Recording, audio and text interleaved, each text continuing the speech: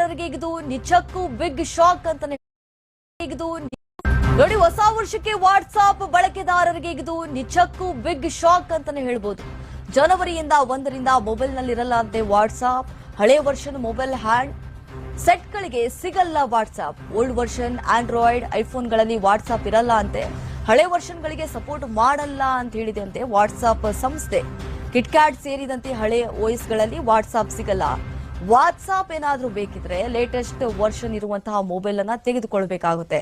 Samsung Galaxy S3 ಆಗಿರ್ಬೋದು, Samsung Galaxy note 2, Galaxy S4 mini, Motorola Moto G first generation ಇದೆ, Motorola RZR HD, Moto E 2014, HTC One X, HTC One X Plus, HTC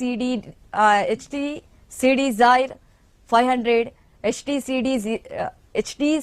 Desire 601, LG Optimus G, LG Nexus 4, LG G2 Mini, LG L90, Sony Xperia Z, Sony Xperia SP, Sony Xperia T, Xperia V ಎಲ್ಲ ಹ್ಯಾಂಡ್ಸೆಟ್ಗಳಲ್ಲಿ ಇನ್ಮೇಲೆ WhatsApp work ಆಗಲ್ಲ.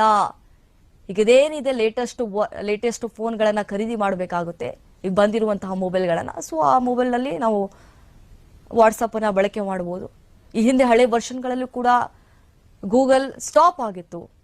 Old version Android ಐಫೋನ್ಗಳಲ್ಲಿಯೂ ಕೂಡ ಹಳೆ ವರ್ಷನ್ಗೆ support ಮಾಡಲ್ಲ ಅಂತ ಈಗಾಗಲೇ WhatsApp ಸಂಸ್ಥೆ ಕೂಡ ಒಂದು ಮೆಸೇಜ್ ಅನ್ನ ಕೂಡ ರವಾನೆ ಮಾಡಿದೆ.